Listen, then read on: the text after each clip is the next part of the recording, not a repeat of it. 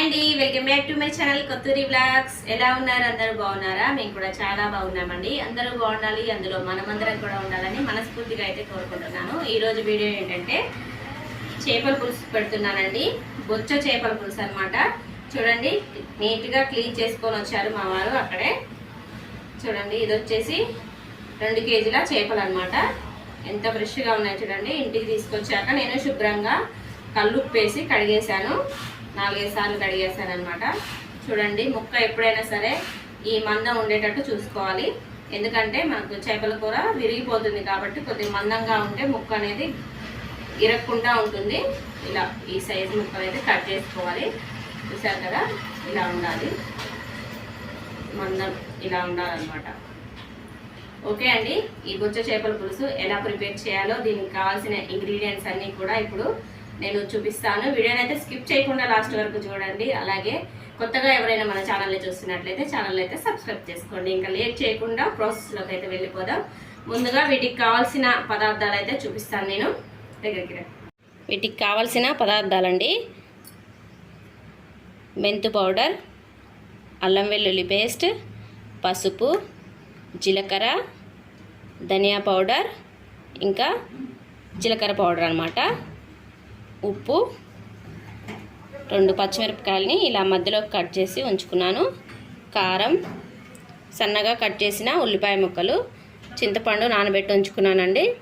చిన్న నిమ్మకాయ సైజ్ అంతా చింతపండునైతే నానబెట్టి ఉంచుకున్నాను.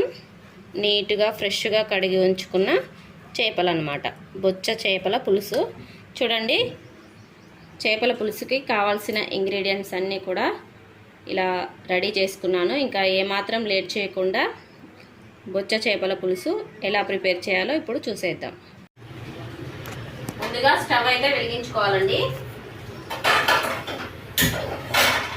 ఇలా వెడల్పాటి ఒక చేపల కళాయిని అయితే పెట్టుకోవాలన్నమాట. ఇలా వెడల్పుగా ఉంటే చేపల కూర ఎప్పుడైనా విరగదు.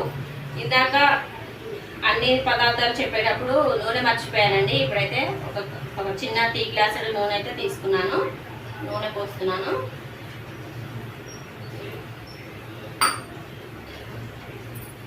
నూనె కొద్దిగా మనకి వేడెక్కాలండి. నూనె బాగా వేడెక్కింది. ఇప్పుడు దీంట్లో 1 స్పూను జీలకర్ర వేస్తున్నాను. జీలకర్ర కొంచెం చిటపటలాడాక సన్నగా కట్ చేసుకున్న ఉల్లిపాయ ముక్కలు 1 కప్పుడు వేసుకుంటున్నాను.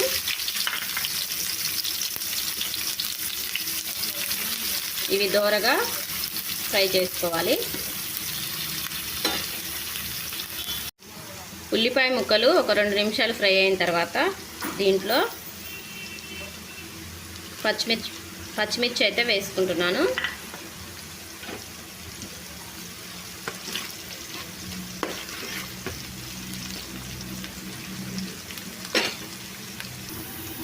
ఉల్లిపాయ ముక్కలు బాగా ఫ్రై అయిపోయాయి. ఇప్పుడు దీంట్లో పసుపు వేసుకుంటున్నాను.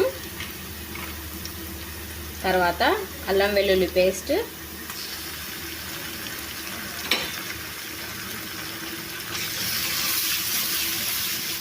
ఈ అల్లం వెల్లుల్లి పేస్ట్ పచ్చివాసన పోయే వరకు ఫ్రై చేసుకోవాలి.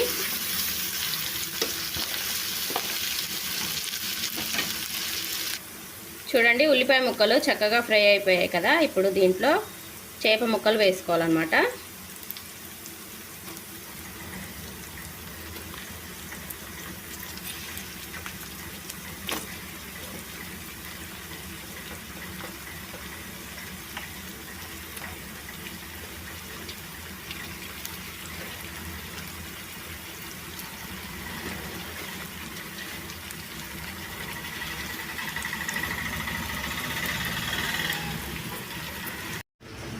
చేప ముక్కలు అన్నీ వేసుకున్న తర్వాత మనం గరిట అస్సలు పెట్టకూడదండి. దీంట్లో ఇలా తీసేసుకొని ఇలా అనుకోవాలి ముక్కలన్నీ.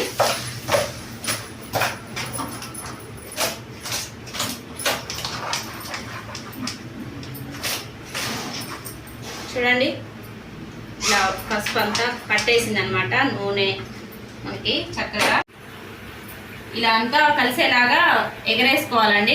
గంట అయితే అస్సలు పెట్టకూడదు. ఇప్పుడు ఏం చేస్తానంటే చింతపండు నానబెట్టుకున్నాం కదా, ఈ చింతపండునంతా కూడా ఒక గిన్నెలోకి ఈ రసం అనేది పిండుకోవాలన్నమాట. ఇలా మనకి ఎంత పులుపు తింటారో అంత చింతపండునైతే తీసుకొని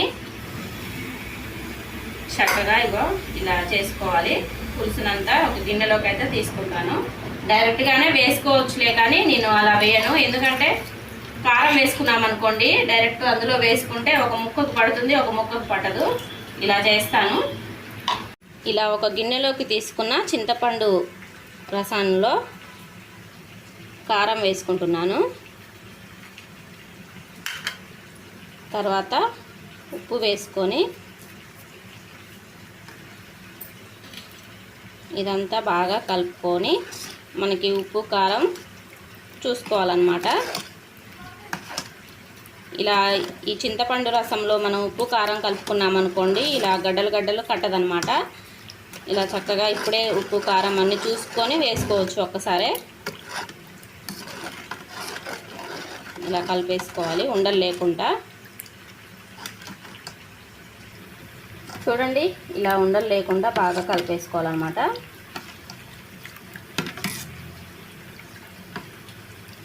ఒక్కొక్కసారి ఏం చేస్తానంటే చేప ముక్కలకే ఉప్పు కారం పట్టిస్తానన్నమాట. ఒక్కసారి ఇలా చేస్తాను. ఇలా కలిపేసుకున్న చింతపండు రసాన్ని ఇప్పుడు ఆ చేప ముక్కలలో పోసుకోవాలి. ఇప్పుడు ఈ చేప ముక్కలలో ఈ ఉప్పు కారం కలిపిన చింతపండు రసాన్ని అయితే పోసుకోవాలి.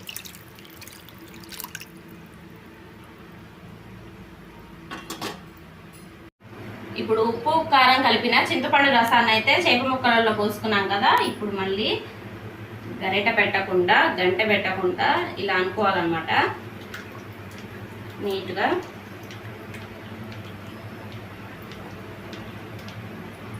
ఇలా అనేసి పొయ్యి మీద పెట్టేసుకోవాలి. ఒక 2 నిమిషాలు పులుసు బాగా మరిగిపోవాలన్నమాట. ఉప్పు కారం చూస్తాను ఒకసారి.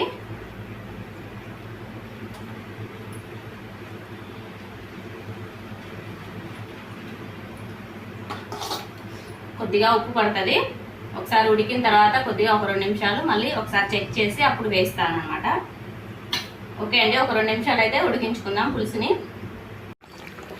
పులుసు ఇలా మరిగేటప్పుడు దీంట్లో మెంతు పౌడర్ వేసుకోవాలి.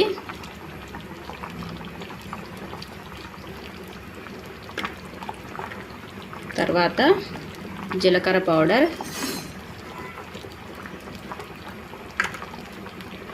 తర్వాత గరం మసాలా వేసుకొని మళ్ళీ ఒక 2 నిమిషాలు అయితే ఇలా మరిగించుకోవాలి పులుసుని. చూడండి, పులుసు బాగా మసిలిపోయింది కదా. ముక్క అనేది గట్టిగా ఉన్నప్పుడే దించేసుకోవాలండి. మరీ ఎక్కువగా ఉడికింది అనుకోండి ముక్క అనేది విరిగిపోతుంది.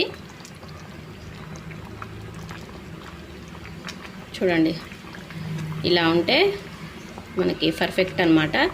ఆ పులుసు వేడికే ఇంకొంచెం ముక్క అనేది ఉడుకుతుంది. ఇలా ఉన్నప్పుడే దించేసుకుంటే సరిపోతుంది. ఇంకా అంతే అండి, ఎంతో టేస్టీగా ఉండే బొచ్చ చేపల పులుసు అయితే రెడీ అయిపోయింది. మీరు కూడా ఒకసారి తప్పకుండా ట్రై చేయండి. వీడియో నచ్చితే ఒక లైక్ చేయండి. ఛానల్ అయితే సబ్స్క్రైబ్ చేసుకోండి. Thank you for watching. Bye bye.